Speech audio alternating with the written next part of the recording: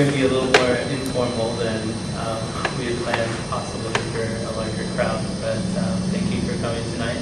My name is William. I'm the director of the Public Library, and Julie Hansen, director of the Wilcox Library over at Penn University, and Patricia ErkenBrack, who's the teacher librarian at the high school and middle school. And this is Reading Around 12 Years a Slave for our Mahaska Reads program. The Mahaska Reads program kind of started with Nancy Simpson at the Oskaloosa Public Library, and she just went with the All Iowa Reads selection committee for the Iowa Center for the book. They select a title and they encourage libraries across the state of Iowa to promote that book. And then over the years it kind of switched to a voting system, and then when I started at the Oskaloosa Public Library, I looked into starting Mahaska Reads again, and then I formed a committee with the librarians here, and April Worski at the book vault. And we, back in March I want to say, selected 12 Years a Slave as the title that we would promote during this time period. Just for the historical value, we know that Oskaloosa residents and Mahaska County residents have a real interest in history and the Civil War time period. Have any of you started reading 12 Years a Slave? Not yet.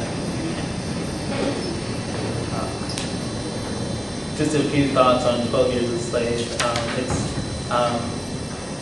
another example of the anti-slavery literature that was written close to the time. Solomon's story demonstrates the horrors and injustice of the system that took advantage of thousands of people for the profit of white plantation owners. During his enslavement, Solomon labored endless days in sweltering heat, watched a family torn apart, witnessed savage beatings, and survived years on a meager diet that consisted of little more than cornmeal and baking grease. Oftentimes he thought of someday returning to his wife and children. That was the only thing that kept him from ending his life. For me, the following quote sums up Solomon's experience. I had not then learned to what limitless extent of wickedness man would go for the love of gain. That speaks volume about the system of slavery, and it speaks volume to man's continued love of gain today. I can point out several articles probably on the internet where we talk about so much. We have a small population of the world in control of a large percent of the world's wealth.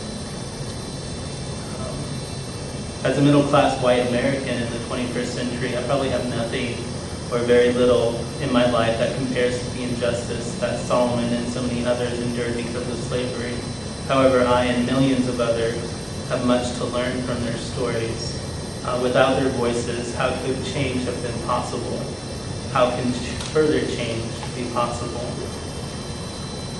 So today we put together a short list of some titles that we wanted to share on the same topics as 12 Years a Slave. No means an exhaustive list. There are several books out there. These are just some titles that have stuck with us as librarians and that we wanted to share with you tonight. So I'm going to talk about some fiction titles. Julie then will talk about some non-fiction titles. And Patricia will speak to some resources for young readers.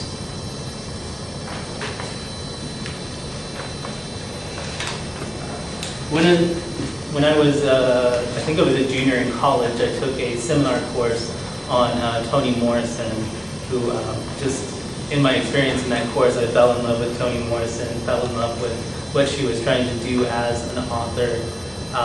And one of the books that we had to read for the class was Beloved. She won the Pulitzer Prize for this title. And in it is another very touching story and example of the injustice of slavery, and an even more powerful example of love that is very controversial. How far would you go to protect your children?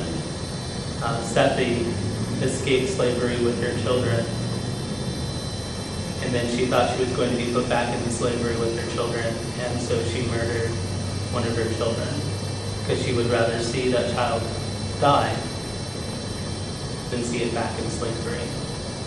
So in the beginning of the book, Seppi is finally free, but she's living in the house that is haunted by that child's spirit. The child's grave was only marked with the word beloved.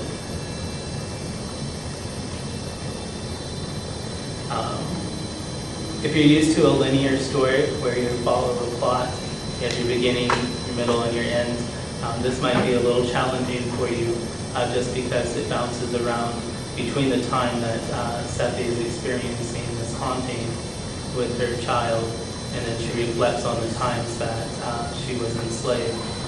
And so for me, it was kind of a challenging read, but it really spoke to the storytelling of the African Americans and their experiences, how they all affect who they are and where they are at. It sticks with you. That's Oh, are we not taking comments? No, yeah, that's perfectly fine. I can't talk about books and that. The next title that I brought with me is called Ride with the Devil. I grew up in Tonganoxie, Kansas, which was probably 20 minutes away from Lawrence, Kansas. And during the Civil War, Lawrence, Kansas was raided by Quantrill's army and basically razed to the ground. This has Quantrill raid as a central plot. And the main character, his name is Jake Rodell.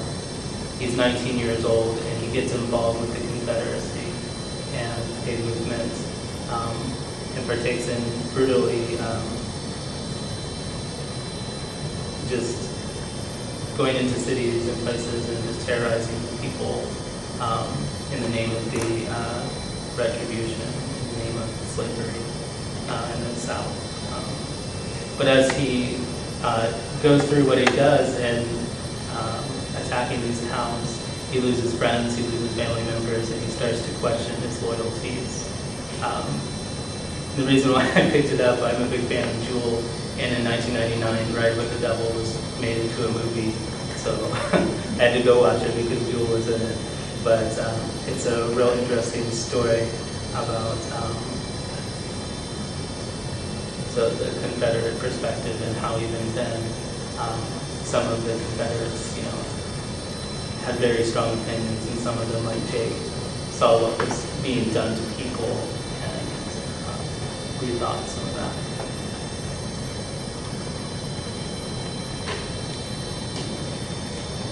I'm a member of the Books and Beer Club at the Cellar Peanut Club, and we recently read The Kitchen House, which sparked a great conversation there too. This one tells the story of Lavinia. I think that's how you pronounce her name. She was an Irish indentured servant.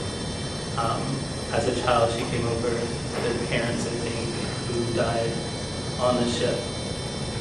And then she, in order to pay her passage, was enslaved basically to a family, a rich white family. And she's housed in the kitchen house. And so she is basically living where the slaves are living, and so she tries to get along with the slaves, but she also tries to get along and grow up in the world of the whites, and she can't really find her place there.